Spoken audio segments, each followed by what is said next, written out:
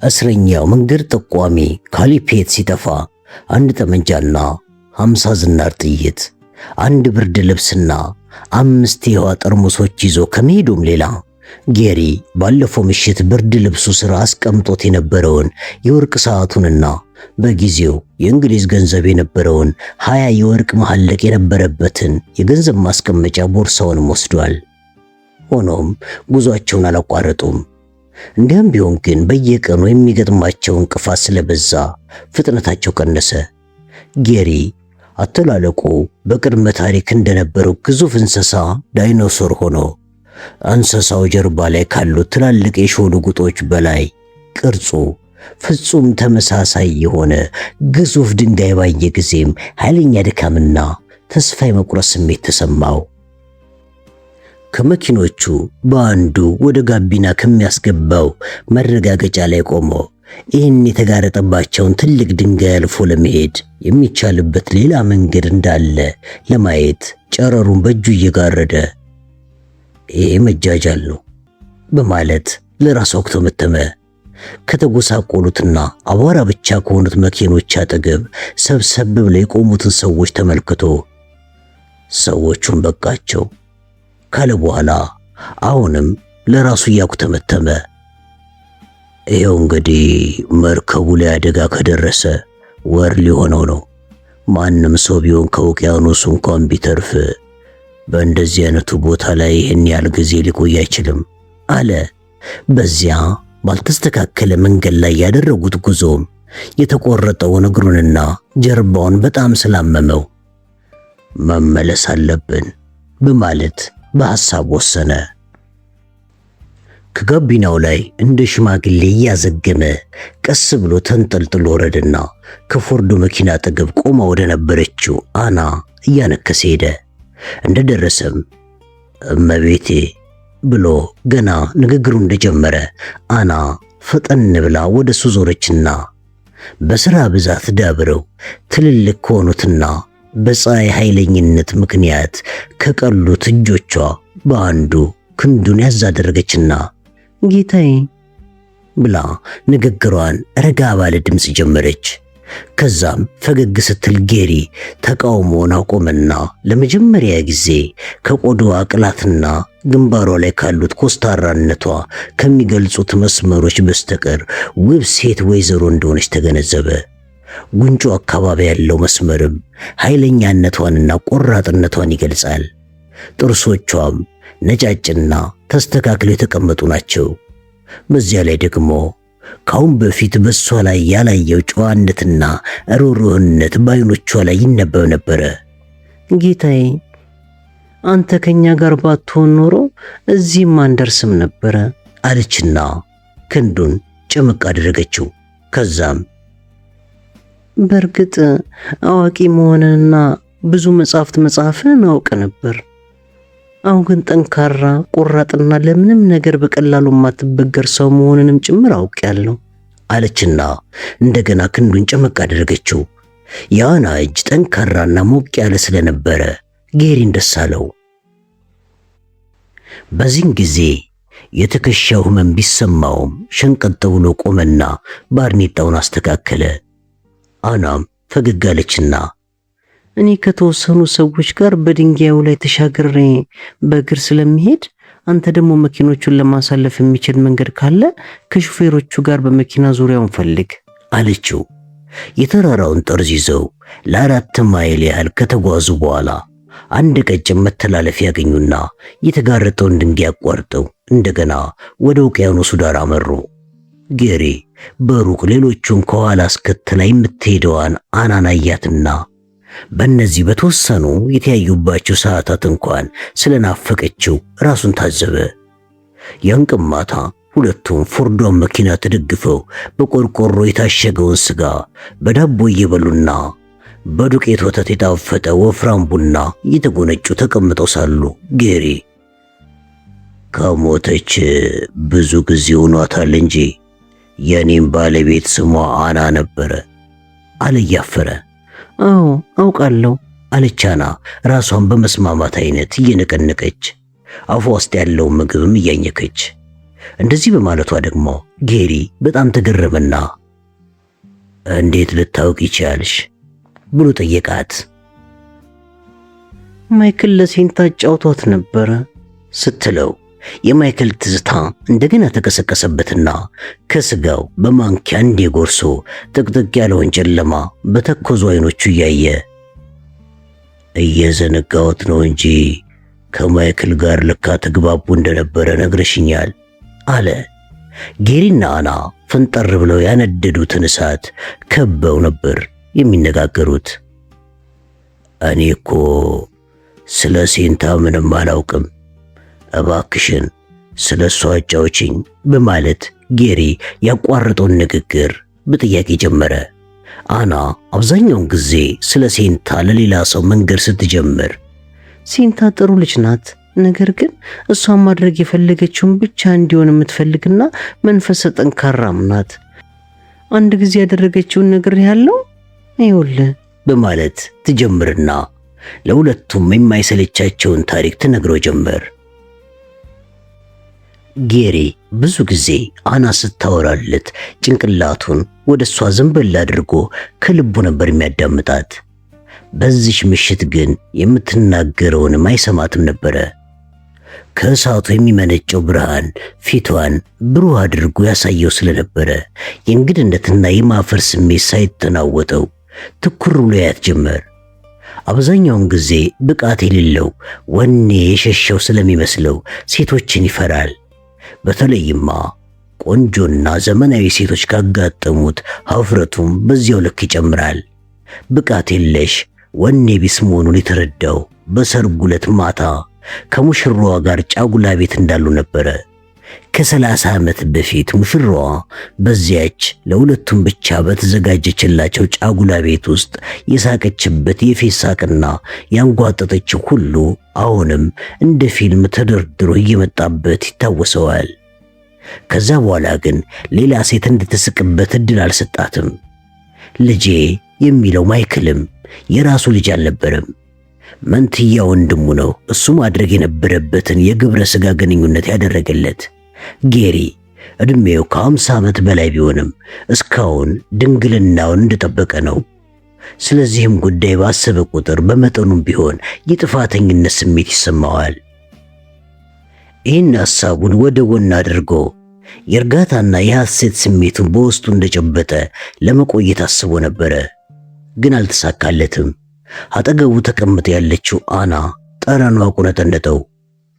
ከስዋኮፍ መንድ ከወጣበት ጊዜ ጀምሮ በጣም አስፈላጊ ለሆኑ ስራዎች ካልሆነ በስተቀር የነበራቸውን ውሃ ለአካላቸው መለቃለቂያ ካዋሉት እጥረት ስለሚከተል አይገለገሉበትም ነበረ። ስለዚህም በአቧራ የተቀላቀለው ላቧ ከተፈጥሮ ጠረኗ ጋር ሲቀያየጥ ጠረኗም እንዲለዋወጥ አድርጎታል። አንዳንዴ ቀይ ጥይት ጠረንም ውበት ስለሆነ ጌሪም የዚህ ጠረን መዓዛ ስለማረከው ይብሱኑ ወደ እሷ ተጠጋ። ከዚህ በፊት በመጠኑም ቢሆን ይቀርባቸው የነበሩ ሴቶች ሽቶዎች ይቀቡ ስለነበረ ተፈጥሯዊ ያልሆነ ሰው ሰራሽ ጠረን ነበራቸው። አሁን ግን የተሟላ ጤንነትና ተፈጥሯዊ ወዝ ያልተለያትን የአናን ተወዳጅ ጠረን ሲምክ የሰራ አካላቱ ተቅበጠበጠ። ጎርነን ባለው ድምጿ እያወራችለት ግንባሯ ላይ የተኛውን ፀጉሯን ወደ ኋላ ስትወረውረው ቀን በነበረው ኃይለኛ ሙቀት የተነሳ አሁንም ረጠብ ያለውን ብብቷንና እዛው ላይ የነበሩትን ጠንካራ ጥቋቁር ፀጉሮች አየ። በዚህን ጊዜ ጌሪን አንድ ሊቆጣጠረው የማይችለው ስሜት ከውስጡ ፈንቅሎት ሊወጣ ታገለው። ዛፍ ላይ እንደሚበቅል ቅርንጫፍ ሁሉ በሱም አካል ሰውነት ላይ ያጎነቆለው ብልቱ ያደገና ሁለንተናውን ሰነጣጥቆ የወጣ መሰለው። ከዚህ በፊት እንኳን በውኑ በህልሙም ተከስቶ የማያውቅ ነበልባል ይለበልበውና ያጋየው ጀመር። መንቀሳቀስና መናገር ተስኖት አንደበቱ ተሳስሮ እሷን ሲያይ አና በመካከል አንድ ጥያቄ ጠይቀው ኖሮ ስላልመለሰላት ዞር ብላ የእሳቱን ብርሃን ያረፈበትን ገጽታውን ገረመመችው። ከዚያም ጉንጮቹን በእጇ ዳበሰችና ጌታዬ፣ የመኝታ ጊዜ የደረሰ መስሎኛል። መልካም እንቅልፍ፣ ጥሩ ህልም እመኝልሃለሁ ብላው ተነሳችና በግንዲላ እግሯ አሸዋውን እየፈጨች በግዙፍ አካሏ እየተገናደሰች ማንም እንዳያያት ዙሪያውን በጋረደችው መኝታ ቦታዋ ሄደች። ጌሪም ብርድ ልብሱን ለብሶ እንቅልፍ ባይዘውም ጋደም እንዳለ በጨለማው ውስጥ በመጋረጃዋ ጮልቆ ሲመለከት አናን በዓይነ ህሊናው እየሳለ ለመተኛት እየዘጋጀች እንዳለች የምታሰማውን ድምፅ ሲያዳምጥ በጉንቁል አካሉ ላይ አዲስ ቁስል ወጥቶ እየሸቀሸቀው ይመስል ይነዝረው ጀመር።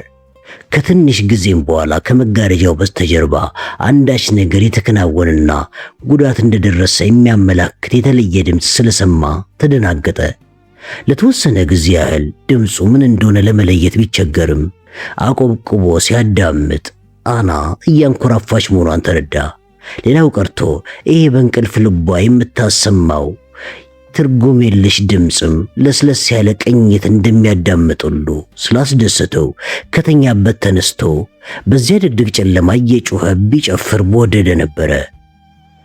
ከ30 ዓመታት በኋላ እንደገና ፍቅር ያዘኝ ማለት ነው አለ በሐሳቡ ሐሴት እየተሰማው። ጠዋት ከእንቅልፉ ሲነቃ ለሷ የነበረው ፍቅርና አክብሮት እንጂ ማታ ሲያውጠነጥነው የነበረው ሐሳብ ሁሉ ደብዛው ጠፍቶ ድፍረትም አጥቶ ነበረ። የአናም ዓይኖች አብጠውና ደል መስለው ከመቅላታቸውም ሌላ ግራጫ ፀጉሯም ተመሰቃቅሎ የምሽቱ ንፋስ ባቦነነው አሸዋ እንደተሸፈነ ነው። ጉዟችንን መጀመር ያለብን ፀሐይዋ የንጋት ጮሯ እንደፈነጠቀች ስለሆነ ቶሎ ቶሎ ተመገብ ጌታዬ። እንደውም ዛሬ አንድ ነገር እንደምናገኝ ተሰምቶኛል ስትለው ጌሪ ያለምንም ንግግር ዓይኑን እሷ ላይ ተክሎ ይመለከታት ነበረ። ከዛም ምን አይነት ሴት ናት በማለት ካደነቃት በኋላ እንደዚህ ጊዜን ጉልበቴንና ሕይወቴን ለአንድ ተግባር የማውልና ታማኝ ሰው በሆነ እንዴት እደሰት ነበረ አለ ቀስ ብሎ ለራሱ ያህል ብቻ እንዲሰማ እያኩተመተመ። ጌሪ ፎርድ መኪናዋ ውስጥ አና አጠገብ ስለተቀመጠ በጉዞ ላይ የሚያጋጥማቸውን አንዳንድ መሰናክሎች ለማለፍ መኪናዋ መለስ ቀልስ ወጣ ወረድ ባለች ቁጥር ሁለቱም አንድ ላይ ወደ አንዱ ጥግ ይወርዱና ይተቃቀፉ ነበረ። ጌሪም ይቅርታ ከመጠየቅ ባይቦዝንም ይህኛውን እግሩን ከአና ጭን ጋር እንዲነካካ አድርጎ አስጠግቶታል። እሷም ጭኗን የማሸሽና አካሏን የመሰብሰብ ምንም ሙከራ አላደረገችም። በዚያኑ ቀን ከሰዓት በኋላ በጠራራው ፀሐይ በሐሩሩ ሳቢያ ቀደም ሲል ከፊት ለፊታቸው ተንጣሎ እንደ ውቅያኖሷ ሲጥለቀለቅ ይታያቸው የነበረው መሬት በአሸዋማ ተራሮች ስለተተካ እንቅስቃሴያቸውን ገቱ። ከነሱም ጋር የነበሩ ሰዎች ከየመኪኖቻቸው ላይ እየወረዱ የደረሱበትን አዲሱን ትዕይንት ማስተዋል ጀመሩ። ጌሪም በዚህን ጊዜ አሸዋማ ተራሮች አልና በመደነቅ ይሄ እንደሚገጥመን ማንም አላስጠነቀቀንም አለ ቀዝቀዝ ባለ አነጋገር። መቼም መተላለፊያ መንገድ መኖር አለበት አለች አና። ጌሪ ግን ጭንቅላቱን እየነቀነቀ ከፍታቸው ቢያንስ 150 ሜትር ያህል ይሆናል።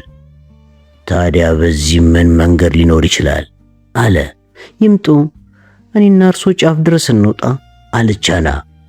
ጌሪ በዚህም ጊዜ በመደናገጥ የፈጣሪ አለ አለና አሸዋው ለስላሳ ስለሆነ ያንሸራትተናል፣ በዚያ ላይ ቁልሉ ከፍ ያለ ስለሆነ አስቸጋሪና አደገኛ ይሆንብናል ብሎ ንግግሩን ገና ሳይጨርስ አና አቋረጠችውና እኛ እንሂድ፣ ሌሎቹ እዚሁ ይጠብቁን አለችው ፍርጥም ብላ።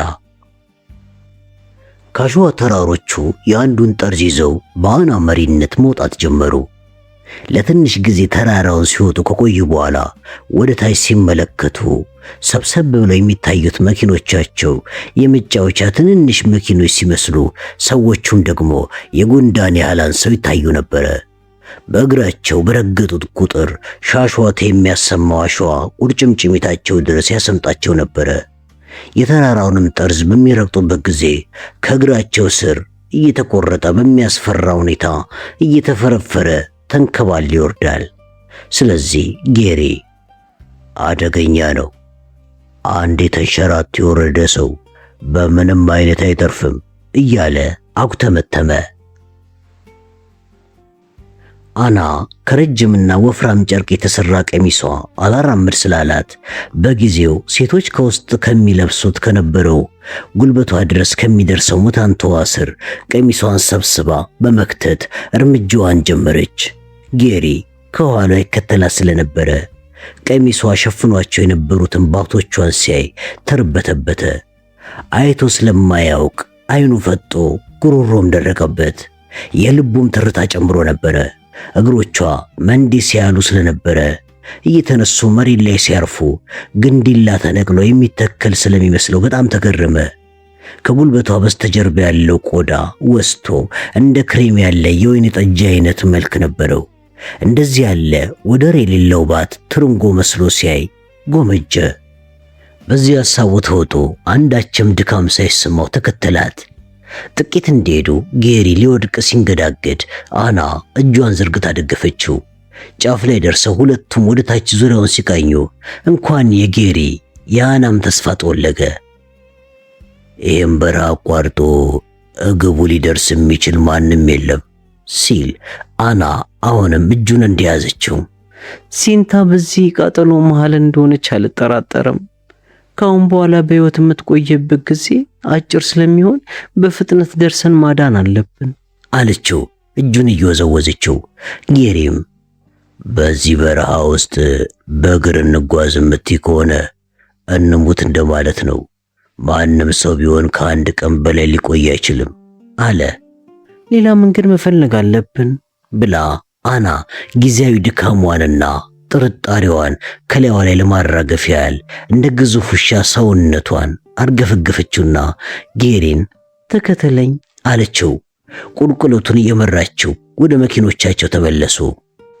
በዚያን ቀን የሰፈሩት በጨረቃዋ ብርሃን ደብዘዝ ብለውና መንቻካ ጠላት መስለው በሚያዩዋቸው አሸዋማ ተራሮች ስር ነው። ጌሪ አይኖቹን በሚነደው እሳት ላይ ተክሎ የአናን አይኖች እየሸሸ ሌላ ምንም አማራጭ መንገድ አይኖረንም አለ። አናም በዚህን ጊዜ አባባሉ ስላስኮረፋት ነገ ጠዋት አሸዋማቹ ተራሮች መንገዳችን ወደ ዘጉበት ቦታ መመለስ እንችል የለም እንዴ? እንመለስ አለችና ተነስታ ለመተኛት ወደ አዘጋጀችው ቦታ ሄደች። ጌሪም እሷን እየተራበና እየተጠማ ብቻውን ቀረ። በሚቀጥለው ቀን የመኪኖቻቸው ጎማዎች የሰሩትን መስመር እየተከተሉ ወደ መጡበት ሲመለሱ መጀመሪያ ከተነሱበት አሸዋማ ተራሮቹ ከውቅያኖሱ ጋር ገጥመው ከነበሩበት ቦታ ሳይደርሱ መንገድ ላይ መሸባቸው።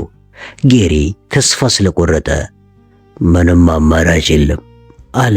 በዚህም ጊዜ አናም ሳትቀር የነደደውን እሳት እያየች ፈዛ ነበረ። ጌሪ ቀስ ብሎ ውሃችን እያለቀ ነው እጥረት ብሎ ገና ንግግሩን ሲጀምር አና አቋረጠችውና ያለን ውሃ ለምን ያህል ጊዜ ይበቃናል በማለት ጠየቀችው። ለ3 ቀናት ሲላት አና የልመናና የማባበል አይነት ምልክት ፊቷ ላይ የተነበበ ለስለስ ባልና በሚጣፍጥ አነጋገር ተው እንጂ እንደምንም ለ4 ቀን እናብቃቃው አለችው። በዚህን ጊዜ ጌሪ ምንም ሳያመነታ በሁለቱም እጆቹ ያዛት። እሷም ወደሱ ስለተጠጋች ፈራ ተባ ማለት ጀምሮ ነበረ። እሷ ተስፋ በመቁረጥ እሱ ደግሞ በፍትወተ ሥጋ አምሮት ይሰቃይ ስለነበረ ተቃቀፉ። መጀመሪያ ጌሪ ራቅ ብሎ በሚነደው እሳት ዙሪያ ያሉት ሰዎች እንዳያዩዋቸው ፈርቶ ነበረ። በኋላ ላይ ግን ረሳቸው። ና አለችውና አና ከነበረበት አስነስታ በመጋረጃ ወደ ጋረደቻቸው ቦታ ወሰደችው። መጋረጃው ውስጥ እንደገቡም የሸሚዞቹን ቁልፎች ለመፍታት በፍርሃት እጆቹ ሲንቀጠቀጡ ስላየች በፍቅር አይን እያየችው ፈገግ አለችና ቆየኔ ማሙሽ ብላ ልብሱን አውላለቀችለት። የበረሃው ነፋስ ሽንጡና ጀርባው ላይ ቢያቀዘቅዘውም ጌሪ ለብዙ ዓመታት ውስጡ ተዳፍኖ በቆየ ስሜት ይቃጠል ነበርና ቦታ አልሰጠውም። አነስ ያለች ማሰሮ መስላ ጸጉር በወረራት ሆዱና የተጠረበ ጣውላ በሚመስለው መቀመጫው አላፈረም። ከጥቂት ጊዜ በኋላ ግን ተስፋ ስለቆረጠ ለብዙ ጊዜ ጨክናበት ከነበረችው ዓለም ለመሸሸግ በዚያ ግዙፍና ለስላሳ አካሏ ውስጥ ጭንቅላቱን ቀበረው። ወዲያውኑ መላው አካባቢ የነበረው ሙቀትና ጥንካሬ ሲጠፋ ስለተሰማው ከ30 ዓመታት በፊት በሰርጉ ቀን ለሱና ለባለቤቱ በተዘጋጀላቸው ልዩ ክፍል ውስጥ የተሰማው ስሜት እንደገና ተቀሰቀሰበት።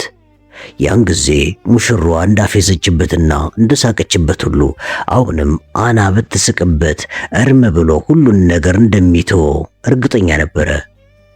እመቤቴ ይቅርታ አድርጊልኝ፣ ስሜትሽን የማረካ አይመስለኝም፣ ዋጋ ቢስ ሰው ነኝ በማለት ተናገረ። ቀስ በቀስ ከነበረበት የሐሳብ ዓለም ሲወጣ አና እንደ ሕፃን ልጅ አቅፋው እየደባበሰችው፣ አየ የኔ ማሙሽ እንደዚህ ነው፣ ሁሉንም በትክክል ነው ያደረግከው ትለው ነበረ። የሚፈልገውን ነገር ሁሉ በትክክል እንዳደረገ ታውቆታል። እንደዚያን ጊዜም ሀፍረትና ጭንቀት ርቀውት ሰላምና ፍቅርን ያጣጣምበት ጊዜ አልነበረም። ፊቱን ጡቶቿ ውስጥ ቀበረና በዚያ ለስላሳና ትሙክ በሚል አካሏ ላይ ማሸለብን መረጠ። ጌሪ እንደዚያው እንዳለ የሚያበራውን መላጣውን ዘግዘቅ ብላ እያየችና እየሳመች ጆሮ አካባቢ ያሉትን ፀጉሮች ከልቧ በሆነ የማፍቀር ስሜት ደባበሰቻቸው። ለጠፋችባት ሴንታ ላላት ፍቅር በመጠኑም ቢሆን መተኪያ አገኘች።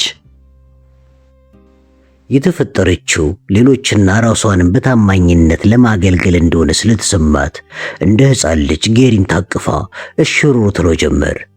ጠዋት ጌሪ በቅልጥፍና ከካምፕ ወጥቶ ብቻውን ነፋስ እየተቀበለ ሳለ የሚያስደንቅ ነገር አገኘ።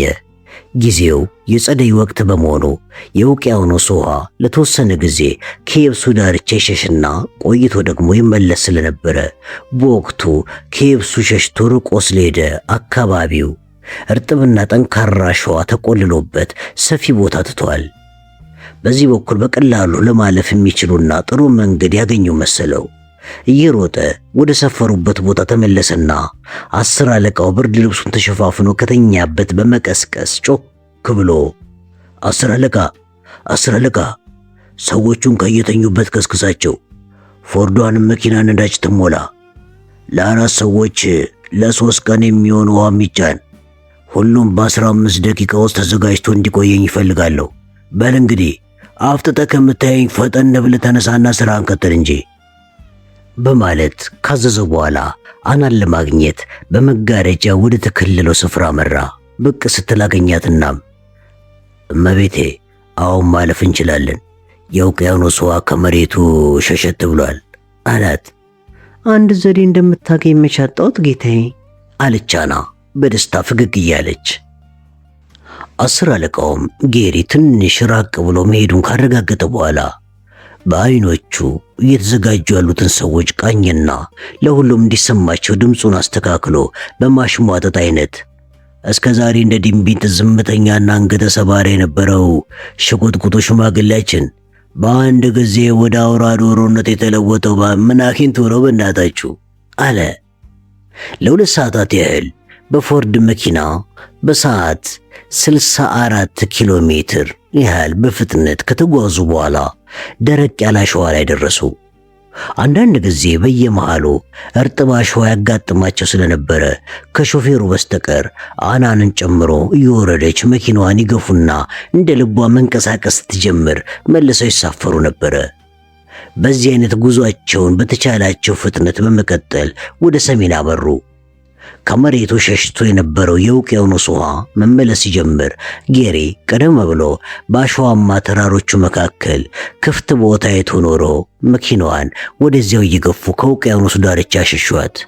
ከዛም መኪናቸውን አቁመው በመውረድ እሳት አንድደው ቀላል ምግብ ሰርተው በሉ። ቡናም አፍልተው ጠጡና የውቅያኖስ ውሃ እንደገና ከመሬቱ ሸሸት እስኪል ድረስ መጠባበቅ ጀመሩ። 3ቱም ወንዶች መኪናዋ ጥላ ስር ጋደም ብለው እረፍት በማድረግ ላይ እንዳሉ አና አይኖቿን ከፀሐዩ ጨረር እየተከተለች ወደ ሰሜን ትመለከት ነበረ። ጌሪ ጋደም እንዳለ በአንድ እጁ መሬቱን ተመርክዞ ሊገልጸው የማይችለውን ስሜት እያሰላሰለ፣ ትንፋሽ እያጠረው ስሜት እያሰላሰለ ትንፋሽ እያጠረው ይመለከታት ነበረ። ዳምኖ የነበረውን ሕይወቴን አድሳ በወጣትነት ጊዜ ያላወቅኩትን ሳላውቀው ሊያልፈኝ የነበረውን የፍቅር ጣዕም አቀመሰችኝ እያለ በማሰብ ላይ እንዳለ አና ተመስጣ በሩቁ ስትማትር ነበርና ለማየት እንዲመቻት ወደ አሸዋማው ተራራ ጀርባ ስለዞረች ከእይታው ተሰወረችበት። ከዓይኑ እንድትጠፋም በፍጹም አይፈልግም ነበርና በፍጥነት ተነስቶ ተከተላት። አና በዚህን ጊዜ ውቅያኖሱ ዳርቻ ላይ አንድ ነገር ላይ ቆማ ነበርና እንዳየችው እጇን እያወዛወዘች ስለጠራችው ወደ እሷ መሮጥ ጀመረ። ጌታዬ ጌታዬ፣ አንድ ነገር አገኘው እያለች የጀመረችውን ንግግር ከደስታ ብዛት መጨረስ ስላልቻለች ያየችውን ነገር ለማሳየት ጎተተችው። ተመልከት እያለች ተንበርክካ ውቅያኖሱ ዳር ባለው አሸዋ ሙሉ ለሙሉ የተቀበረውና ዙሪያውን በውሃ የተከበበውን ነገር አሳየችው። የአንድ ጀልባ ስባሪ ነው አለ ጌሪም ጎኗ በርከክ እንዳለ።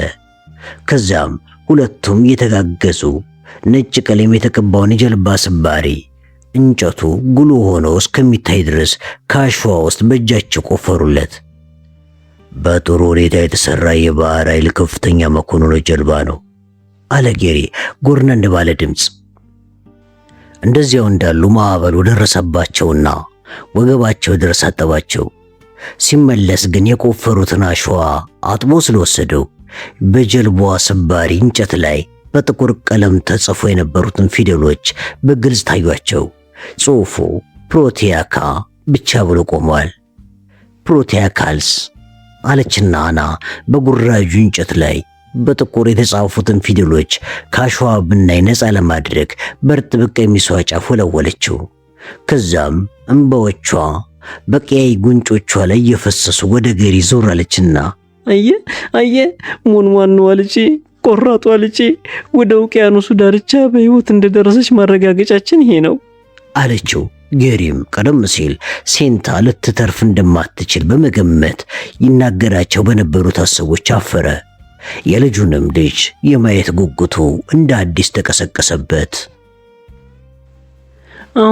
አሁን በሕይወት መኖሯን ታምናለህ አይደል ጌታዬ ስትለው ገሪ ደንገጥ ብሎ የምናገኛት ይመስለኛል አለ። ልጄ በሕይወት እንደምትኖር አምኛለሁ። አንተ እንዴት ትጠራጠራለህ? ወይስ ብላ ንግግሯን ሳትጨርስ በጭካኔ ፊቷን ስትጨፈግግ ጌሪ ስለተመለከተ አዎ ያለ ጥርጥር አምናለሁ፣ በሕይወት እንደምትኖር ምንም አልጠራጠርም አለ ፈጠን ብሎ። ከዛም አና እየጋለበ የሚመጣውን ማዕበል ጥላቻ ዓይን እያየችው ጌታዬ ታዲያ እዚህ ቁጭ ብለን የምንጠብቀው እስከ መቼ ነው በማለት ጠየቀችው። የማዕበሉ ሁኔታ የሚለዋወጠው በየ6 ሰዓቱ ነው። እንግዲህ ጉዞአችንን ለመቀጠል 3 ሰዓት ይቀረናል ማለት ነው አለ ጌሪ ይቅርታ እንደመጠየቅ እያለ። የምናጠፋት እያንዳንዷ ደቂቃ እኮ ካላሰብነው ስህተት ነው፣ ስህተት ውስጥ ልከተን ትችላለች። ይህን ግን አስተውልሃል አለችው አና እንደ መማረር እያደረጋት ፊቷን አኩሳትራ። ጌሪም ለስለስ ባልና አሳዛኝ አነጋገር ይቅርታ አድርጊልኝ ስላላት የአናን ፊት ተለወጠ። ማንም እንደማያያቸው በዓይኖቿ ዙሪያውን ቃኝታ ካረጋገጠች በኋላ ትከሻውን ይዛ መቼም በሕይወት መኖሯን አረጋግጠናል። ስለዚህም እስከምናገኛት ድረስ ጉዟችንን እንቀጥላለን። ግን እኮ ጌታዬ ጉዟችንን ለመቀጠል ገና 3 ሰዓት አለን አለችው ትኩር ብላ አይኑን እያየች። ጌሪም ይህ አባባሏ ምን ለማለት እንደሆነ ገባውና ያልጠበቀው ነገር ስለነበረ በድንጋጤ ጉልበቶቹ ተብረከረኩ። በሷው መሪነት በአቅራቢያቸው የሚገኙትን የተያያዙ የአሸዋ ቁልሎችን ወደሚከፍለው ጠባብ ክፍተት ሲሄዱ በመካከላቸው ምንም አይነት ንግግር አልነበረም።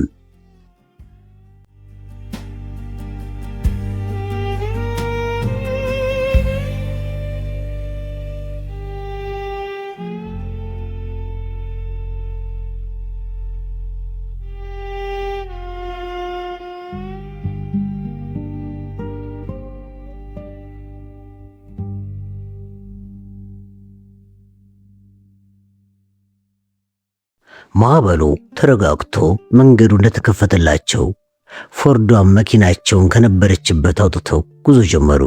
ወደ ሰሜን እያመሩ እንዳሉም አሸዋው በውቅያኖሱ ረጥቦ ነበርና የመኪናዋ ጎማዎችም ለመጨለጩና ወደ ኋላቸውም አሸዋ ያፈናጥሩ ነበረ።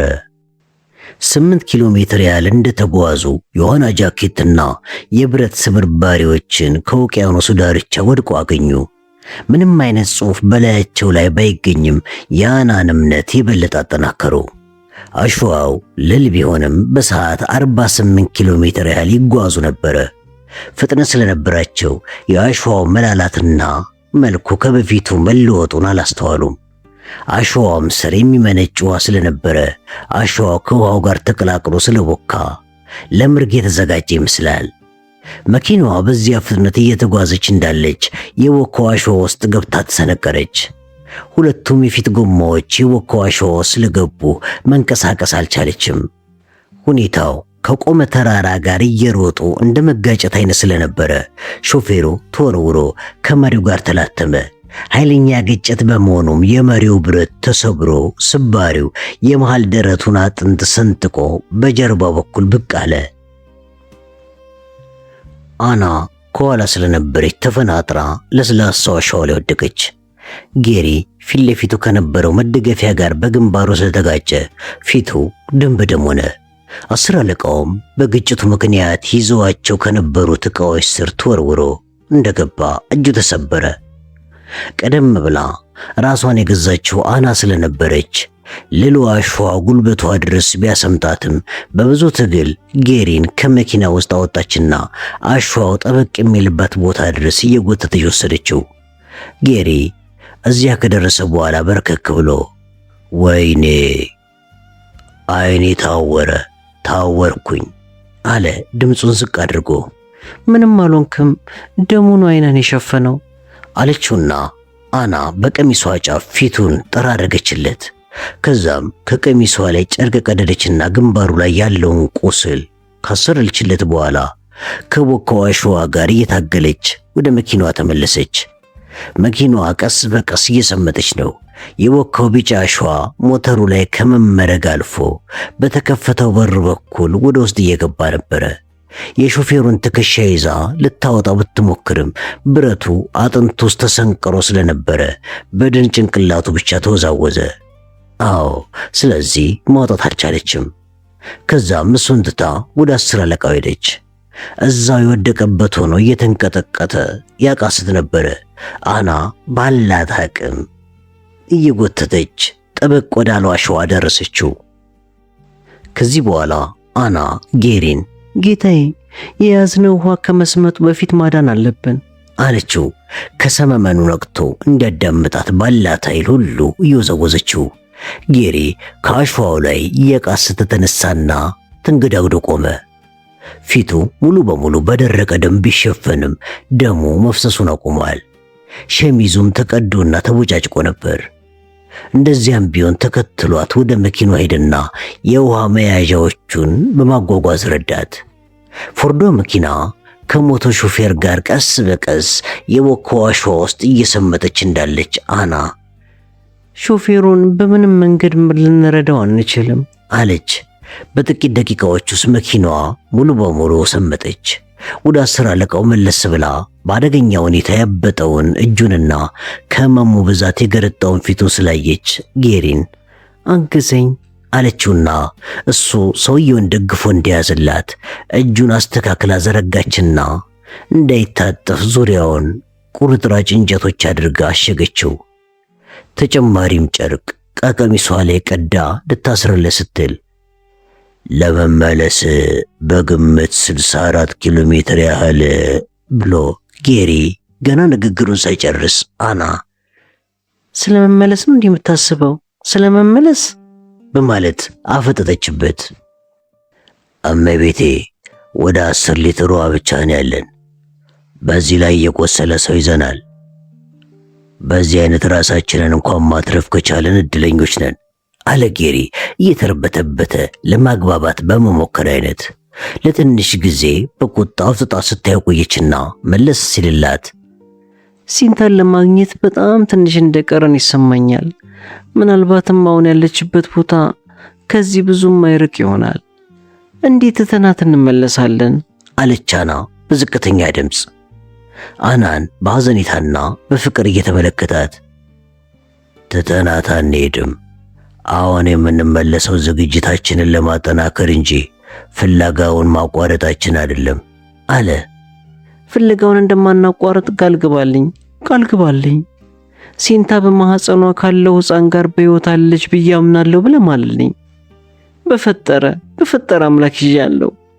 የልጅ ልጅን ፍለጋ እንደማታቋርጥ ማለልኝ በማለት አናም ለመነችው። ሁለቱም ከውቅያኖስ ዳርቻ ተንበርክከው ማዕበሉ የሚረጨው ውሃ ጉልበታቸውን እያራሰው ፊት ለፊት ሆነው እጅ ለእጅ እንደተያያዙ ጌሪ ማለላት። አሁን መመለስ እንችላለን። በሚቀጥለው ጊዜ ግን እስከምናገኛት ድረስ ጉዟችንን ወደፊት ብቻ ይሆናል አለችና አና ከተንበረከከችበት ተነሳች።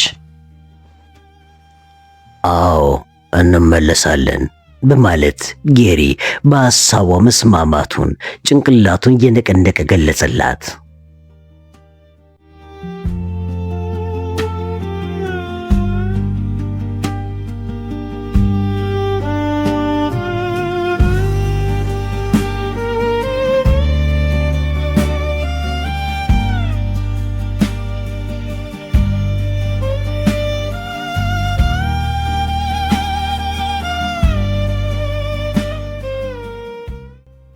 የሞት ትንሽ ወይም ትልቅ ቢኖረው ኖሮ ሲንታ ትንሹን ሞት ሞታ ነበር ለማለት ያስደፍራል። እንደዚያ ጭልጥ ያለ እንቅልፍ ወስዷ ስትነቃ በዓይነ ቀይምቷ በተጣበቁት የዓይኗ ቆቦች ጭልጭልታ የሚታዩትን የማለዳውን ጨረር ፍንጣቂዎች ማየት ስላልፈለገች ዓይኖቿን ጨፈነቻቸው። እነዚህ ፍንጥቅጣቂዎች የጭንቀትና የመከራ ቀን መምጣትን የሚያረዱ ስለነበሩ ስቃይዋን ለመርሳትና ምንም ነገር ላለማየት ዓይኖቿን ጨፍና ጨመቀቻቸው። በዚያን ጊዜ ድምፅ ሰማች። ድምፁን ትናንሽ ነፍሳት ሲንቀሳቀሱ አለበለዚያም ነፋሱ የፈጠረው መስሏት ችላ አለችው። ነገር ግን ድምፁ ስላላቋረጠ ረበሻትና ጭንቅላቷን ብቻ ወደ ድምፁ አቅጣጫ ዙራ ዓይኖቿን ገለጠቻቸው። ሰው መሰል ትንሽ ፍጡር ከሷ 3 ሜትር ያህል ራቅ ብሎ እንደቆመ ያየች መሰላት። በህልሟ ይሆን በሆኗ ራሷን ተጠራጠረች። የዓይኗ ቅይምት በደንብ እንዳታይ ቢጋደዳትም ዓይኖቿን እያቁለጨለጨች ወደዛው አቅጣጫ ስትመለከት መጀመሪያ ካየችው ሰው መሰል ፍጡር ጀርባ ሌላም እንዳለ ተረዳች። ዓይኖቿን ጠራርጋ ለመቀመጥ ስትሞክር እነዚያ 3 ሜትር ርቀት ላይ ያሉት ሰው መሰል ፍጡሮች በማይገባት ቋንቋ ሲነጋገሩ ስለሰማች ድካሟና ህመሟ ያመጡባት ቅዠት ሳይሆን በእውን የሚታዩ ፍጡሮች እንደሆኑ ተረዳች። ቀረብ ብላት የምትታየው ሴት መሆኗን አውቃለች። ምክንያቱም ከአሳማ ደላጎ እንደተሰራ ባዶ የትንባው ማስቀመጫ ቦርሳ ደረቷ ላይ የተንጠለጠሉ ጡቶቿ በግልጽ ይታዩ ነበርና ነው። ሴትየዋ ከማርጀቷ የተነሳ ሰውነቷ እንደ ዘቢብ የተጨማደደ እና የተሸበሸበ ነው። ቆዳዋ ያልተጨማደደበትና ያልተሸበሸበበት ቦታ ካለመታየቱም ሌላ የተጠላለፉት የጥፋቶቹ መስመሮች ሆን ተብለው የተሳሉ የሚመስሉ ጥልፍልፍ አውታሮችን ፈጥረዋል። ጡቶቿ ለትተውና ተጨማደው ትከሻዋና ጉልበቷ ላይ ያለው ቆዳዋም ከአጥንቷ ተላቆ ተንጠልጥሏል። ትንሿ ሆዷም ተወጥራ ግማሽ ክብ ሰርታለች። ሲንታ ያልጠበቀችውን ነገር ስላየች ከፍተኛ ደስታ ተሰማት። ሴትየዋን እያየች መሬቱን ተመርኩዛ ለመነሳት ሞከረች። ምንም እንኳን ከድካም የተነሳ የሰራ አካላቷ ቢዝልም ፈገግ አለች። ወዲያውኑ ሲንታን አተኩራ ስትመለከታት የነበረችው አሮጊትም ፈገግታዋን በፈገግታ መለሰችላት። ፈገግ ስላለችም የፊቷ መጨማደድና መሸብሸብን በመጠኑ ቢሆን ቀንሶ ነበረ። ከፈገግታዋ ጋር በዓይኖቿ ውስጥ የነበረው የደስታ ስሜት በጣም ስለማረካት ጉልበት ቢኖራት ኖሮ ሲንታ ተንደርድራ ብታቅፋት በወደደች ነበረ። የአሮጊቷ ጥርሶች የበለዙ ሆነው ቢሸራረፉም በመካከላቸው አንድም ሳይጎል ተስተካክሎ ተደርድረዋል። ጥርሶቿን በማየት ብቻ ምን ያህል ጠንካራ እንደሆኑ መረዳት አያዳግትም። ለመሆኑ ከየት ነው የመጣችሁት? እነማን ናችሁ? እነማን ትባላላችሁ? በማለት ሴንታ አብጠውና ደርቀው የተሰነጣጠቁትን ከንፈሮቿን በማንቀሳቀስ በለወሳ ስትጠይቃቸው ሴትየዋ ለስለስ ባለና በተረጋጋ ድምፅ በማይገባት ቋንቋ መለሰችላት። የተሸበሸበ ቢመስልም ፊቷ የልብ አይነት ቅርጽ ስለነበረው ያምራል። ጭንቅላቷም ላይ አልፎ አልፎ የበቀሉ እንደ ሽቦ ጠንካራና ጠምዛዛ ፀጉሮች ሲኖሩ ፈጽሞ ያልበቀሉበት ባዶ ቦታም ነበረ። ሴንታ በሕፃናት ሙያ እየተማረች ባለችበት ጊዜ የምታነባቸው መጽሐፍት ላይ እንደነበሩት ጠንቋዮች ጆሮቿ ሹል ሆነው ከራስ ቅሏ ጋር ሙሉ በሙሉ የተጣበቁ ይመስሉ ነበረ። እነዚህ ሾል ያሉ ጆሮዎቿና ያለማቋረጥ የሚገበገቡ አይኖቿ ንቁ እንድትሆን ይረዷታል። ውሃ አላችሁ? እባካችሁን ውሃ ስጡኝ፣ ውሃ አለች ሴንታ በደከመ ድምፅ። አሮጊቷ በዚህን ጊዜ ከኋላዋ ቆሞ ወደ ነበረው ሰው ዞር አለችና በዛ በማይገባ ቋንቋቸው አነጋገረችው። ሁለመናው አሮጊቷን ስለሚመስል መንታዋ ነው ለማለት ያስደፍራል። ወንድ ከመሆኑ በስተቀር መልኩና መሸብሸቡ፣ የጆሮዎቹ መሾር፣ የአይኖቹ ብሩህነትና ፀጉሩ ከሷ ጋር አንድ አይነት ነበሩ። ውሃ አለች። አሁንም ንግግሯ እንደማይገባቸው ስላወቀች በምልክት መጠጣት መፈለጓን እያሳየች፣ ሰዎችም ወዲያውኑ መነጋገር ጀመሩ። ቡሽማን የሚባለው ጎሳ አባል የሆነችው አሮጊት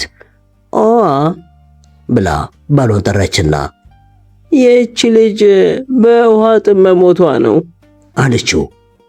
እሱማ አሁንም እኮ ሞታለች አለ ፈጠን ብሎ የሷ ጎሳ አባል የሆነው ቀጥል አድርጎ ሚስቱን ሃኔ ሲል በስሟ ጠራትና ትንሽ ቀደም ብንል ኖሮና ድናት ነበረ። አሁን ግን አልቆላታል። አታያትም እንዴ አላት። በረሃ ውስጥ ውሃ ለማንም አይከለከልም። ይሄ የመጀመሪያ የበረሃ ሕግ መሆኑን ታውቃለህ አይደል? እንደ ሽማግሌው አያታችን አለችው ሃኒ በሚያሳዝን አይነት አነጋገር። በተለይ ሽማግሌው አያታችን የሚለው አባባል የተጠቀመችበት እሱን ለማሳመንና ለማግባባት ብላ ነበረ። ምክንያቱም በባህላቸው ይህ ስም የሚሰጠው ለአንድ በጣም ለሚከበርና ለሚወደድ ሰው ነበርና። አዎ ውሃ የሁሉም ሰው ነው በማለት መስማማቱን አይኖቹን በማርገብገብና ራሱን በመነቅነቅ ከገለጸ በኋላ ንግግሩን በመቀጠል ነገር ግን እሷ የኛ ጎሳ ዝርያ ስላልሆነች ሰው አይደለችም፣ ሌላ ዘር ያላትና ከሌላ ቦታ የመጣች ናት በማለት ሐሳቡን ገለጸ። የቡሽማን ሰዎች እንደሚያምኑት ከሆነ በስተሰሜን ካሉት ሐይቆች ጀምሮ በስተደቡብ እንደ ድራጎን ክንፍ ያላቸውና እሳትን የሚተፉ እስከሚመስሉት ተራሮች ድረስ ባለው ምድር የሚኖሩት የመጀመሪያዎቹ ፍጥሮች እነሱ ናቸው። ከጥንት ጀምሮ የሚኖሩት በዚሁ ክልል ሲሆን ኑሯቸው የተመሰረተው በአደን ላይ ነው። ከነሱ ለየት ያለ የሰው ዝርያ ማየትን አይፈልጉም። መጀመሪያ ከነሱ ለየት ያሉ ሰዎች በሰሜን በኩል ከብት እየነዱ ወደ ክልላቸው ገብተው ነበረ። ቆየት ብሎ ደግሞ ሌሎች የቆዳቸው ቀለም በፀሐይ አማካኝነት የአሳ ደረት ይመስል ገርጥቶ የቀላና ትንንሽ አይኖች ያሏቸው ሰዎች በስተደቡብ ባለው ውቅያኖስ በኩል መጥተው ከጥንት ጀምሮ በነበረው የአደን መሬታቸው ላይ ከብቶቻቸውን ከማሰማራት አልፈው በአካባቢው የነበሩትን የዱር እንስሳት ያለ አግባብ ጨፈጨፉባቸው። ይህችም ልጅ የነሱ ወገን ናት። የቡሽማን ሰዎችም ያለ አደን መኖር አይችሉም ነበርና የአደን ክልላቸው የቤት እንስሳ ግጦሽ መሬት ሲደረግ ዝም ብለው ማየት አልቻሉም።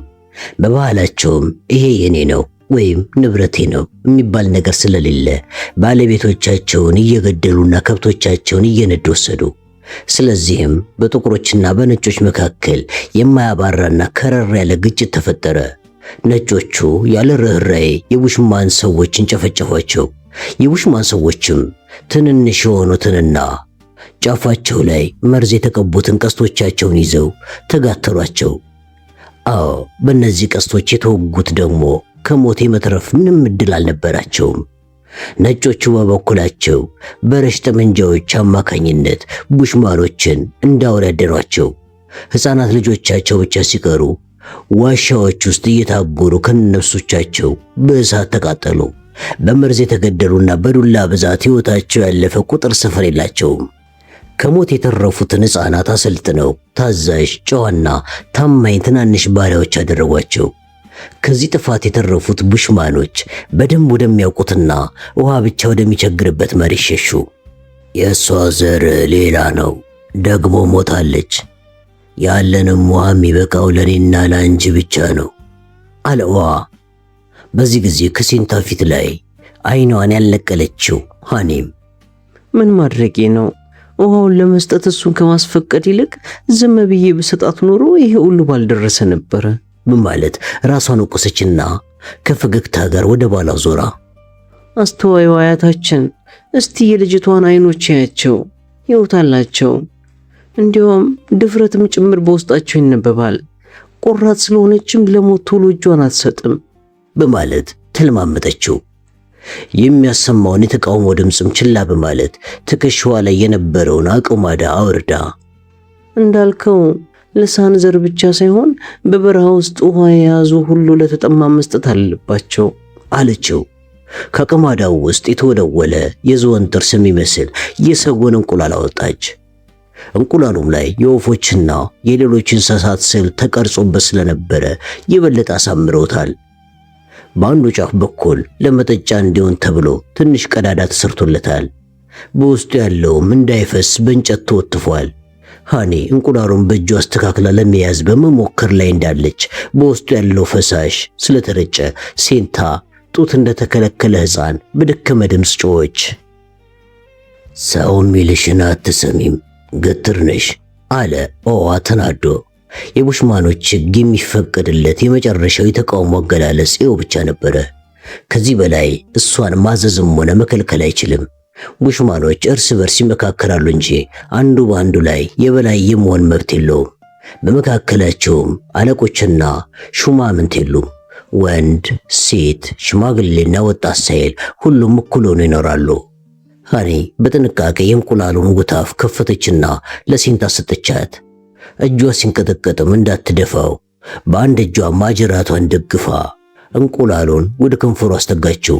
ሴንታይን ጊዜ በጉጉ ስትጎነጭ ትን ስላላት በውሃው በአገጯ ላይ ወርዶ ተንጠባጠበ። ሃኒና ኦዋም ቅር ስላላቸው ከንፈራቸውን መጠጡ።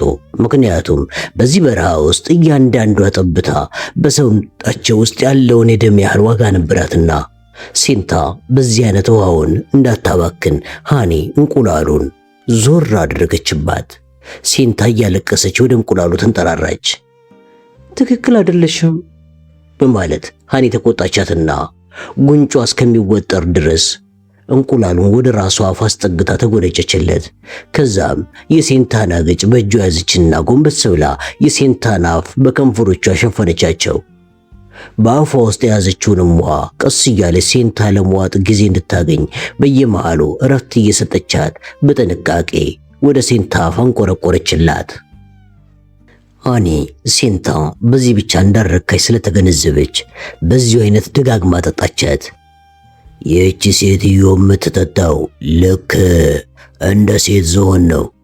እስካሁን የጠጣችው ውሃ የደረቀውን የኬሴብን ወንዝ ያጥለቀልቃል አለ ኦዋ ምረር ብሎ።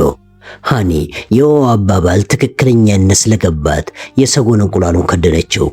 ሴንታ በአንድ ጊዜ የጠጣችው ውሃ የአንድ ጎልማሳ የሙሉ ቀን ስንቅ የሚሆን ያህል ነበርና ተጨማሪ በመፈለግ እጆቿን ብትዘረጋም ሃኒ እንቁላሉ መልሳ አቆማዳ ውስጥ ከተተችው። ሴንታ ሃኒን እባክሽን ትንሽ ጨምሪልኝ፣ ትንሽ ብቻ ብትላትም እሷን ችላ ብላ ወደ ውሃ ዞረችና እጃቸውን እያወናጨፉ ጭቅጭቅ የሚመስል ንግግራቸውን ቀጠሉ። አሮጊቷ ነጫጭ ዶቃዎች በብዛት የተንጠለጠሉበት ጨርቅ ጭንቅላቷ፣ አንገቷና ክንዶቿ ላይ አስራለች። ከወገቧም በታች አጭር ከቆዳ የተሰራ ጉርድ ቀሚስ ለብሳ ትከሻዋ ላይ ነጠብጣብ ያለበት ዳባ ጣል አድርጋለች። ቀሚሷና ዳባዋ ከአንድ አይነት ቆዳ ቢሰራም በስነ ስርዓት ተቆርጦ አልተሰፋም። ቀሚሷ ወገቧ ላይ የታሰረው ከተለያዩ እንስሳት በተገኙ ቁርጥራጭ ቆዳዎች በተጠቃቀመ የጠፍር መቀነት ነው። ዕቃዎቿንም የተሸከመችው ሁለት ማንጠልጣዮች ባሉት በአንድ ረጅም ዘንግ ሲሆን ክብደቱንም ተመጣጣኝ ለማድረግ በአንድ በኩል ድንጋይ ጭናበታለች። ሴንታ ጋደም ብላ አሮጊቷን አይኗን ትመለከታት ነበርና ስለ እሷ ጉዳይ እየተነጋገሩ መሆናቸውንና አሮጊቷም ለእሷ ጥብቅና እንደቆመች ከሁኔታቸው ተረዳች። አዎ፣ በባህላችን መሰረት በጉዞ ላይ የደከመ ሰው ካለና አብረውት ያሉትን ሰዎች ለአደጋ የማያጋለጥ ከሆነ ተጓዳኞቹ ትተውት መሄድ ይኖርባቸዋል። ይህን አባባልን እቀበለዋለሁ። የሆነው ሆኖ ግን ጥቂት ብንጠብቃትስ ካለች በኋላ ሰዓቱ ገና መሆኑን ለማሳየት በጣቷ ፀሐይዋን እየጠቆመች ገና ተሰዓት ስለሆነ ትንሽ ረፍት እስክታደርግ ብንጠብቃት ምንም አይነት ጉዳት የሚያመጣብን አይመስለኝም አለች። ጉዞአችን ረጅምና ሰልቺ እንደሆነ ታውቂያለሽ። ውሃ የምናገኘው ደግሞ ከብዙ ቀናት በኋላ ስለሚሆን ጊዜያችንን እዚህ ማጥፋቱ ዳተኝነት ነው በማለት ኦዋ ለሷ በማይገባት ቋንቋ እጆቹን እያወናጨፈ ሲናገር ሴንታ ሰጋች። ኦዋ ጭንቅላቱ ላይ እንደ ዘውድ ያለ ነገር ደፍቶ ነበረ። ሴንታ ይሄ ግራ አጋብቷታል። በጭንቅላቱ ዙሪያ በታሰረውና በዶቃ ባጌጡ ጠፍር ላይ 14 ቀስቶች ተሰክተዋል። ቀስቶቹ የተሰሩት ከመቃ ሲሆን በዱልዱሙ ጫፋቸው በኩል የንስር አሞራ ላባ ተሰክቶባቸዋል። ወደ ሰማይ ያንጋጠጡት ጫፎቻቸው ደግሞ የተሰሩት ከሾሉ አጥንቶች ነው። ሴንታ ሌባላንድ በጻፈው የአፍሪካ ጉዞ በሚለው መጽሐፍ ውስጥ ያነበበችው ትዝ ስላላት የመርዝ ቀስቶች አለችና በለወሳት ዘግኗ ተርበተበተች። ከዚያም መጽሐፍ ውስጥ የተሳለውን ስዕል አስታውሳ ቡሽማኖችን በስዕል ሳይሆን በሕይወት ነው ያዩዋቸው አለችና በልቧ በጣም ተደነቀች። ሴንታ ከተጋደመችበት ቀና ስላለች ሁለቱም አጫጭር ሰዎች ወሬያቸውን አቁመው ዞር ብሎ አዩአት። ሃኒም በዚህ ጊዜ አየ በመጠኑም ቢሆን ጠንከር ብላለች ስትል ኦዋ ጉዞአችን ምን ያህል ህልውናችን እንደሚወስን እያወቅሽ ለምን ጊዜ ታባክኛለሽ? አለ ጮክ ብሎ በቁጣ። ወዲያውኑ ሃኒ ንግግሯን ገታ አደረገችና የሴንታን ያካል ብርታት በጥንቃቄ ማስተዋል ጀመረች። ሴንታ የተበጣጠሰ ዘባተሎ ቀሚሷን ለብሳ እንደተቀመጠች አንድ ጡቷ በቀሚሷ ሾልኮ ወጣ ብሎ ይታይ ነበርና ራቁቷን ሆና ስለተገነዘበች በፍጥነት የተገለጠውን አካሏን ለመሸፈን ሞከረች። ግን አሮጊቷ ቀስ እያለች ተጠጋቻትና አጠገቧ ተንበረከከች። የሴንታን እጆችም ወደ ጎን አድርጋ በትናንሽና አደጋ በማይችሉ በሚመስሉ እጆቿ ጡቶቿን ጨመቀቻቸው። ሴንታ ጡቶቿን ለማስለቀቅ በተቻላት መጠን ሞክራ ነበረ። ነገር ግን አሮጊቷ እንደ አና ቆራጥና በራሷ የምትተማመን ስለነበረች አልለቀቀቻትም። የጡቷን ጫፍ አውጥታም እጇ ላይ አለበችውና አፏን ይዛ በመገረም አለች። ከዚያም ሴንታ እንደ ቀሚስ ባሸረጠችው ሸራ ስር እጇን ሰዳ ሆዷን እንደባበሰቻት። ከዚህ በኋላ ሃኒ ቁጢጥ አለችና በአሸናፊነት ፈገግ ብላ ባሏን እያየች ትተናት መሄድ እንደማንችል አሁን ተረዳህ አይደለ? የሳን ዝርያ ያላቱን ወይም የሌላ ነፍሰ ጡር የሆነች ሴትን አዎ በባህላችን ደንብ በምንም አይነት ትቶ መሄድ በጥብቅ የተከለከለ ነው አለች ፍርጥም ብላ። ኦዋም በመታከት አይነት እጁን እያወናጨፈ እንደ ሚስቱ ቁጢጥ አለ። እሷ ግን በዚህን ጊዜ ለመቆፈር የሚጠቀሙበትን ወፍራም ዱላ ይዛ ኩስኩስ እያለች ወደ ውቅያኖሱ ዳርቻ ሮጠች። ውሃው ቁርጭምጭሚቷ ድረስ እስኪያጠልቃት ውቅያኖስ ውስጥ ገብታ እርጥቡን አሸዋ በሚገባ መረመረችው። ከዚያም አንድ ቦታ ላይ እርጥቡን አሸዋ በእንጨት ጠቆም ስታደርገው ከውስጡ ጠጣር ነገር እንዳለ ተረዳችና ፈጥን ብላ አሸዋውን በእጇ በመቆፈር አቅማዷ ውስጥ ከተተችው። በዚህ አይነት ሌሎችም ተመሳሳይ ነገሮችን ከአሸዋ ውስጥ ትሰበስብ ጀመር። ከትንሽ ጊዜ በኋላም ወደ ሴንታ ተመለሰችና ስትሰበስባቸው የነበሩትን ቀንድ አውጣዎች ከአቅማዳው ውስጥ አውጥታ አሸዋ ላይ ዘረገፈቻቸው። ሴንታ እነዚህን በአሸዋማ አካባቢ በቀላሉ የሚገኙትና ለምግብ የሚሆኑ ቀንድ አውጣዎች ስታይ በሞኝነቷ ተናደደች። ምክንያቱም እነዚህ ቀንድ አውጣዎች ይህን ያህል ቀኖች ያለ ምግብና መጠጥ ከመሰቃየት ያድኗት ነበርና። አሮጊቷ የቀንድ አውጣዎቹን ጠንካራ ቅርፊት እንደ ቢላዋ በምትጠቀምበት አጥንት ፈልቅቃ ውስጡ ያለውን ፈሳሽ እንዳይፈስ እየተጠነቀቀች ለሴንታ ሰጠቻት። ሴንታም ፈሳሹን ጠጥታ ውስጡ ያለውን ስጋ በቆሸሹ ጣቶቿ ጎርጉራ እያወጣች በመብላት ሃኒን ጥሩ ነው፣ በጣም ጥሩ ነው፣ ይጣፍጣል እያለች አመሰገነቻት። ሃኒም ራሷን እየነቀነቀች ፈገግ አለችና የሁለተኛውን ቀንድ አውጣ ጠንካራ ቅርፊት መፈልቀቅ ጀመረች። ከአጥንት የተሰራው እንደ ቢላዋ የምትጠቀምበት መሳሪያ የቀንድ አውጣውን ቅርፊት ለመፈልቀቅ ብቁ መሳሪያ አልነበረም። ብዙ ጉልበት ከመጠየቁም በላይ የቅርፊት ስብርባሪዎቹ ስጋው ውስጥ እየገቡ ሴንታ ስትበላ ጥርሶቿ ውስጥ ይንቀጫቀጩ ነበር። ሴንታ 3 ቀንድ አውጣዎችን በዚህ አይነት ከተመገበች በኋላ ሴንጤዋን አውጥታ ፈለቀቀችው። ኦዋ የሚያደርጉት ሁሉ አልጥም ብሎት ከነሱ ፈንጠር ብሎ አይኖቹን ውቅያኖሱ ላይ ተክሎ ተቀምጦ ነበረ።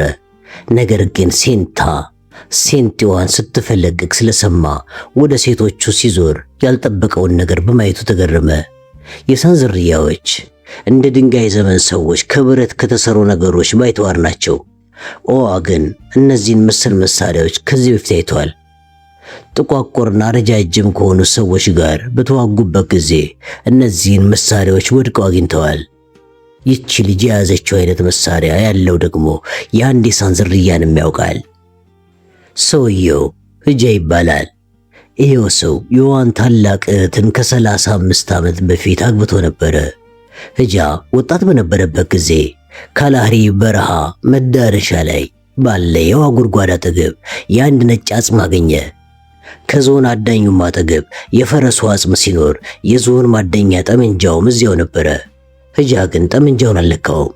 ምክንያቱም በአፈ ታሪክ እንደሚነገረው በዚያ አስማታዊ እንጨት ውስጥ ነጎድጓድ ይኖራል ብሎ ይታመን ስለነበረ ነው። እየበሰበሰ የነበረውን የቆዳ ኮርቻ ኪሶቹን በጥንቃቄ ከፍቶ ሲበረብር ግን ልዩ ነገር አገኘ። መጀመሪያ ለወር ያህል የሚበቃ ትንባው የያዘ የቆዳ ቦርሳ ስላገኘ ከትንባው ቆንጥሮ በስረኛው ከንፈሩ ስር ትንሽ ካያያዘ በኋላ ፍለጋውን በደስታ ቀጠለ። የተገነጣጠለ መጽሐፍትና ትናንሽ ድቡልቡል የብረት ኳሶችን የያዘ ካርቶን ቢያገኝም ሲያያቸው ስላላስደሰቱት ጥቅማቸውም ስላልታየው ወደ ጎን አኖራቸው። ከዛም ከብረት የተሰራች ጋቢጣና የቆዳ ማንጠልጠያ ያላት ኮዳ አገኘና በውስጧ የነበረውን አመድማ ዱቄት አሸዋው ላይ አፈሰሰው። ኮዳዋ ግን አብረቅራቂ ቀለም ስለነበራት በሷ የማትሳብ ሴት ልጅ እንደማትኖር እርግጠኛ ሆነ። ህጃ አንዴ መሳቅ ከጀመረች እንደ ወራጅ ውሃ ማቋረጫ የሌላትን የዋን እህት ማግባት ቢፈልግም ጎበዝ አዳኝ ወይም ዘፋኝና ዳንሰኛ ስላልነበረ እሷን ለመሳብ ባለመቻሉ ተስፋ ቆርጦ ነበረ። ይችን ኮዳ በእጁ እንዳስገባ ግን እሷም በእጁ እንደገባች አወቀ። ህጃ በመጨረሻ ነው ሴንጤውን ያገኘው። በዚህም ለብዙ ጊዜ ይመኘው የነበረውን የጎሳ ክብር እንደሚያገኝ ተረዳ። ኦዋ እህቱንና ህጃን ካያቸው በግምት 30 ዓመት ይሆነዋል። በዚህው ባገኛት ጩቤ ምክንያትም አንዳንድ የጎሳው አባላት ስለተመቀኙት በስተ ምስራቅ ወዳለው በረሃ ተሰዷል። አሁንም ኦዋ አፍጥጦ የሚያየው ይቺ ሴት የቀንድ አውጣዎቹን ጠንካራ ቅርፊት ወደምትፈለቅቅበት ተመሳሳይ መሳሪያ ነው። ኦዋ እስካሁን ገለል ብሎ የቆየው ከማንኛውም የሳን ዘር የበለጠ በሆነው ግዙፍ ሰውነቷ፣ ረጃጅም እጆቿና እግሮቿ፣ የአውሬ በመሰሉት ጥቅጥቅ ያሉ ፀጉሮቿና በፀሐዩ ምክንያት የተጠበሰ በሚመስሉ ቆዳዋ ምክንያት ነበረ። ሴንጤዋን ካየ በኋላ ግን ሐሳቡ ቀየረ። ፈንጠር ብሎ ይበቃናል፣ ጉዞአችንን እንቀጥል አለ። ሃኒም እባክህን ትንሽ እንቆይ ብትለውም ነፍሰ ጡር ብትሆንም ለሷ ስንል ራሳችንን አደጋ ላይ መጣል የለብንም። እንንቀሳቀስ አላት። አሮጊቷም ከተቀመጠችበት ተነስታ አቁማዷን ትከሻዋ ላይ አስተካክላ ተሸከመች። በዚህ ጊዜ ሴንታ ምን ለማድረግ እንዳሰቡ ስላልገባት በዚያ በረሃ ውስጥ እንደገና ብቸኛ እንዳትሆንም ስለሰጋች በመፍራት ለመነሳት እየተፍጨረጨረች ጠብቁኝ አለች። ሃኒም የሴንታን ፍራቻ ብትገነዘብም ፊቷን አዙራ ኦዋን ተከተለችው። በዚህን ጊዜ ነው ሴንታ ከኋላቸው ጎላ ብለው የወጡትና በሚራመዱበት ጊዜ የሚገላበጡትን መቀመጫዎቻቸውን ለማየት የቻለችው። ከኋላቸው ሆና በመገረም ስትመለከት ቆይችና በተለይ የሃኒ ወገብ ለመጥ ብሎ ዳሌዋ ኮርቻ ስለመሰለ ብትፈናጠጥበት ፈረስ ላይ የመቀመጥ ያህል ያለምንም ችግር መጓዝ እንደምትችል አሰበች። አእምሮዋስ በሳለችው ምስል ተገርማ ሳቋ ስለመጣ ፊት ለፊት ያለችውን ሃኒን እያየች ፈገግ አለች። በተራመደች ቁጥር መቀመጫዎቿ በየተራ ከኋላቸው ሲነጥሩና ከፍ ዝቅ ሲሉ ከፊት ለፊቷ ደግሞ የወደቁትና የላሉት ጡቶቿ ዝርግፍ ብለው ሆዷ ላይ ጮቤ ይረግጣሉ። ሴንታ እነሱን ለመከተል ጥቂት ከተራመደች በኋላ ቆመችና መንገዱ በሱ በኩል አይደለም፣ ተሳስታችኋል እያለች ምክንያቱም ሁለቱ አጃጅር ሰዎች የሚያመሩት ወደ ኬፕ ታውን አይደለምና ነው። አዎ ሐሳቧን ግን አልተቀበሏትም። በዚህ በኩል አትሄዱ፣ ተሳስታችኋል፣ ተመለሱ፣ ደግሞ ብቻዬን እዚህ ትታችሁኝ ብላ ስትናገር የሚሰማ ስላጣች ጮቷን አቋረጠች። ግራ ስለተጋባች ሃኒን እየተከተለች ጥቂት ተራመደችና እባካችሁን አትሄዱ አለች በልመና አይነት። አሮጊቷ ግን ልጅቱ እነሱን ተከትላ እንድትሄድ ለማድረግ ፊቷን ወደ እሷ ሳትመልስ ጉዟን ቀጠለች። ሴንታም ደጋግማ እባካችሁ፣ ኧረ እባካችሁ እያለች ብትለመናቸውም ዝም ብሏት ጉዟቸውን ቀጠሉ። ከዚያም ለጥቂት ጊዜ ተስፋ በቆረጠ ስሜት ወደ ደቡብ አሻግራ ስትመለከት ቆየች። ሃኒ ያለምንም ማመንታት 4 ኪሎ ሜትር ያህል ከሷ ርቃ ስለነበረ ጠብቁኝ ብላ የጀልባው አቅጣጫ ማስተካከያ የነበረውን ጉራጭ እንጨት ከጎኗ አነሳች። ከቀትር በኋላ ትከተላቸው የነበሩት ሁለት አጫጭር ሰዎች ከዓይኗ ርቀው ነጠብጣብ መስለው ታዩአት። ይህን ያህል ጉልበት ከየት እንዳገኘች ግራ ቢገባትም እንደ ትንንሽ ልጆች ድክ ድክ የሚሉትን አጫጭሮቹን ሰዎች ዱካ እየተከተለች ተጓዘች። ጊዜው የመሸና ትዕግስቷም እያለቀ ስለሄደ አተኩራ ስትመለከታቸው ከነበሩት ዱካዎች ዓይኗን ነቅላ አሻግራ ወደፊት ስትመለከት ጠቆር ያለ ጢስ ወደ ውቅያኖሱ ሲጤስ አየች። ጭሱ የሚነሳው ራቅ ብሎ ከውቅያኖሱ ትይዩ ካለው የአሸዋ ክምር ጀርባ ስለነበረ እነዚያ የሳን ዝርያዎች የሰፈሩበት ቦታ መሆኑን ስለተረዳች ወደዚያው ለመድረስ የመጨረሻ አቅሟን አንጠፍጥፋ መራመድ ጀመረች። እንደደረሰችም እሳቷ አጠገብ ስትደርስ ዘፍ ብላ ወደቀች። ሃኒ በማይገባ ቋንቋ እየተናገረች እንደ በፊቱ በጉንጯ ሙሉ ውሃ ይዛ በአፏ እያንቆረቆረች አጠጣቻት። ውሃው የሞቀና በአሮጊቷ ምራቅ የተለወሰ ቢሆንም ሴንታን ግን ጣፈጣት። ሴንታ ይበልጥ ለመጠጣት ብትቋምጥም አሮጊቷ ግን ቀደም ሲል እንዳደረገችው ጥሟ እስከሚቆርጥ አልሰጠቻትም። በትንሽ ውሃ ብዙ እንድትጓዝላት ለማለማመድ ስላሰበችም የሰጎን እንቁላሉን በእንጨቱ ተፈችው። ሴንታ በእንቁላሎች ከተሞላው አቀማዳ ላይ አይኖቿን ነቀለችና ሽማግሌውን መፈለግ ጀመረች። ከጥቂት ጊዜ በኋላ አረንጓዴው ውቅያኖስ ውስጥ ካሉት አትክልቶች መሃል ሆኖ ጭንቅላቱ ብቻ ታያት። አንገቱና ወገቡ ላይ ካደረጋቸው ደቆዎች በስተቀር ራቁቱን ሲሆን የሃኒን ሹል እንጨት በአንድ እጁ ይዟል። ብዙም ሳይቆይ አንድ ነገር ተንጠራርቶ ወጋና ከሱ ጋር መታገል ጀመረ። ሃኒ በዚህ ጊዜ እያጨበጨበች አበረታታችው። ሽማግሌውም የሚፈራገጠውና ለማምለጥ የሚታገለውን አንዳች ነገር እየጎተተ ወደ ዳር አወጣው። ምንም እንኳን ድካሟን ያልተወጣችና በሐሳቧም እየተብሰለሰለች ብትሆንም ሴንታ ከተቀመጠችበት አፈፍ ብላ ተነሳች። ይህን 8 እግሮች ያሉትን ዓሣ በሚገባ ታውቀዋለች። እንዲያውም በጣም የምትወደው ምግብ ነበረ። ነገር ግን አሁን ፊት ለፊቷ የምታየው ዓሣ ትልቅ ከመሆኑ የተነሳ ኦዋ ብቻውን ሊያነሳው አልቻለም። እንደ መከላከያ የሚጠቀሙባቸው ትልልቅ ጭራዎቹንም ያወናጭፋቸዋል። ሃኒ የሷን ጭንቅላት የሚያክል ድንጋይ ተሸክማ ወደ እሱ ሮጠችና ለሁለት እስከሚሞት ድረስ ጨፈጨፉት። ፀሐይ ከመጥለቋና ሙሉ ለሙሉ ድንግዝግዝ ከማለቱ በፊት ኦዋ የመጀመሪያውን የሚያካክሉ 2 ዓሳዎች ስለያዘ ሃኒ ብዙም ጥልቀት የሌለው ጉድጓድ ቆፈረችና ውስጡ የአትክልቶች ቅጠል ጎዘጎዘችበት። ኦዋና ሃኒ ዓሳዎቹን በውቅያኖስ አትክልቶች ቅጠል የተጎዘጎዘው ጉድጓድ ውስጥ ከተው ከላይ አሸዋ ሳያበዙ በቀጭኑ ሸፍነው ቀበሯቸውና ከላይ እሳት አነደዱ። ምግቡ እስከሚበስል ድረስ ቁጭ ብለው ሲያወቁ ነበልባሉ አካላቸው ላይ ያርፍ ነበርና ደብዛዛ ቡኒ ቀለም ያለው ቆዳቸውን ይበልጥ አሳምረው። ወዲያውኑ ኦዋ ከተቀመጠበት ዘሎ ተነሳና እሳቱን እየዞረ እግሮቹን በመጎተት ይደንስና በሚንቆረቆር ድምፁም እየጮኸ ይዘፍን ጀመር። ሃኒም የተቀመጠችበት ሆና እየተወዛወዘች በማንጎራጎር ታጨበጭብ ጀመር። ሴንታ በዚያ ጭር ሰውዬ ጥንካሬ ተገረመች። የዘፈኑ ምክንያትም ምን እንደሆነና የቃላቱንም ትርጉም ለማወጓጓች። የቀዩ የውቅያኖስ እንሽላሊት መንፈስ ሆይ ሰላም ላንተ ይሁን በማለት ነበር የሚዘፍነው። ይህን ዳንሴን እንደ ገጸ በረከት አቀርባለሁ፣ እኛ እንድንኖር አንተ ሞተሃልና እያለ ሲዘፍን፣ ሃኒ ደግሞ የቃጭል በሚመስለው ቀጭን ድምጿ እየጮኸች ታጅዋለች። ኦዋ በወጥመድ የያዘውን ወይም በቀስቱ አነጣጥሮ የመታውን እንስሳ ሳያመሰግነው አይገለውም።